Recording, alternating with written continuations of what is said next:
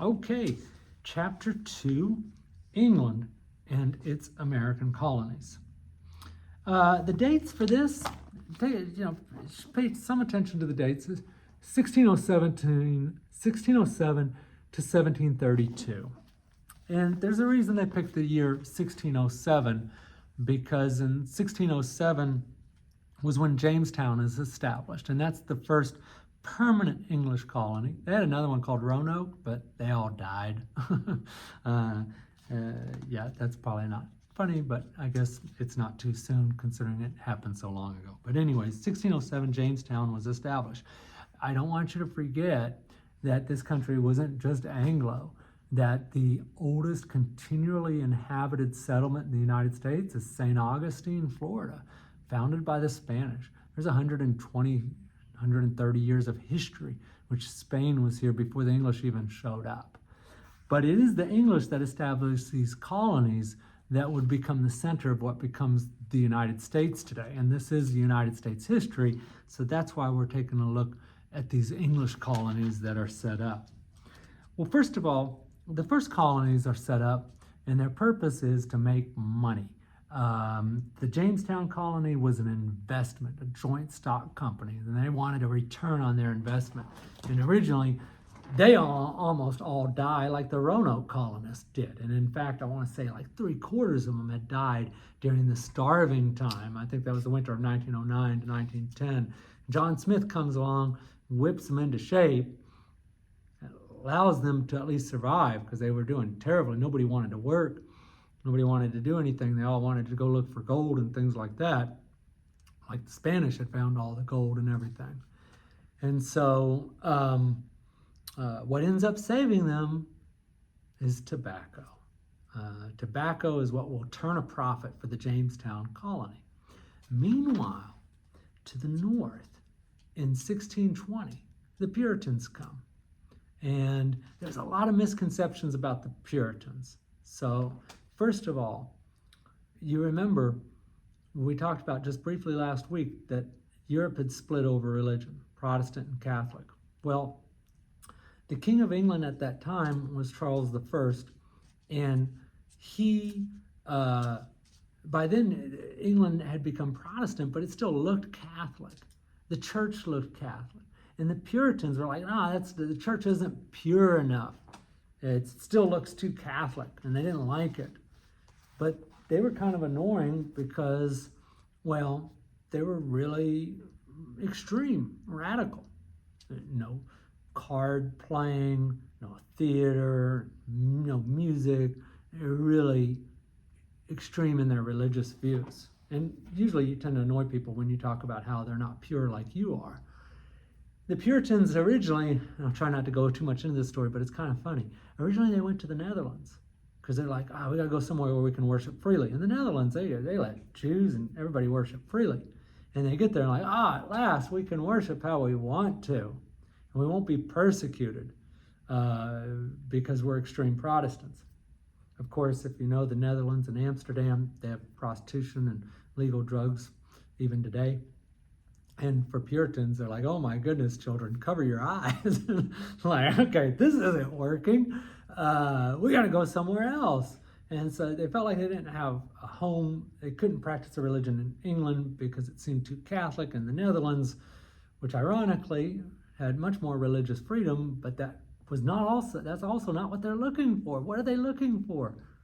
They want to create their own theocracy, which is a religious community where everybody worships like they do. So they leave on the Mayflower to the New World. And when they get here and they land at Plymouth, they set up what they think is going to be their ideal Puritan Christian society.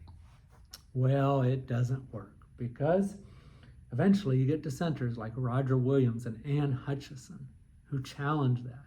And then other people come and challenge that view as well. And so the vision, the Puritan vision of America, is not one that will take root at all, but rather to be a multicultural, multi-religious vision, because in addition to the Puritans, then the Quakers come, and of course the Anglican Church had already been here and come, and Catholics come to Maryland, and then later Methodist and Jewish people come. And in 1619, and this is really important to the story, at Jamestown, 1619, the first enslaved persons are brought to the world, to the New World, which is going to shape the development, of course. And they too have their own different religions. So America is going to be very multicultural in that regard.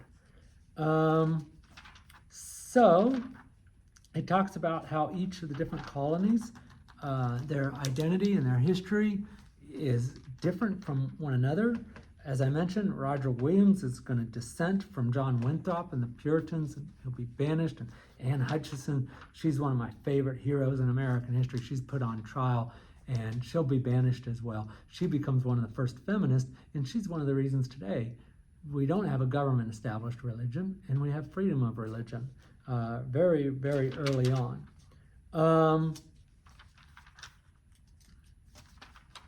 The New World is still being competed over. I mean, the Dutch are the ones to find New Amsterdam, and eventually the English would take that and it would become New York. And this chapter takes a look at each of those colonies and how they're developed. And then finally, the chapter also looks at the encounters between Native Americans and the English. And it, as you can imagine, does not go well. There ends up culminating into war.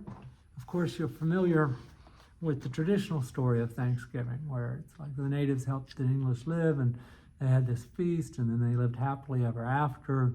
But by now, hopefully, you know that that definitely is also an Anglo version of history that tries to whitewash what happened. And what happens time and again is that the Native Americans are displaced of their land. Disease had taken so many of their lives, and when disease didn't take their lives, then conquest did, and they're pushed further and further to the west, beginning from the very beginning, but not without resistance and not without conflict. And King Philip was one Native American leader who tried a pan-Indian movement to unite Native American tribes, because it's one of the things Europeans would do is they'd exploit tribal differences to divide them in order to divide and conquer. And King Philip's War was a really, really violent war at the time. And it's really interesting. And then, of course, the chapter also talks about the origins of slavery. And that is central to this story. I'm going to get more into that in later chapters. We're going to be hitting slavery and the system of slavery really, really hard in this class, because it's so central to the American story and how this country develops. But it describes what the Middle Passage was like. I'll end with this. I've got a minute and a half to tell this story as you read it.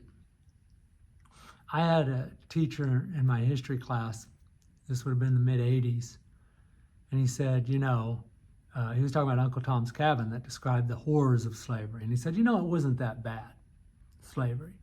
He said, you know, slaves were your property, so they were like your car. You wouldn't go mess your car up and scratch up your car. So it wasn't that bad. So that's in the 1980s, and I still sometimes hear stuff like that. So I want to just set the record straight. Slavery was absolutely horrific, beyond our ability to even imagine. We're gonna do the best we can, because later we're gonna do lessons on the horrors of slavery. But it is central to this story, because many today often will try to excuse and whitewash that history as well as like the Native American history. Wow, this chapter is a doozy. There's a lot of stuff in there. Hopefully this provides you some context and helps you understand it a little better as you delve into it. Take your time. It's a story. It's a really interesting story. So take your time and try to get the most out of it. All right, best of luck. Email me as always if you have any questions.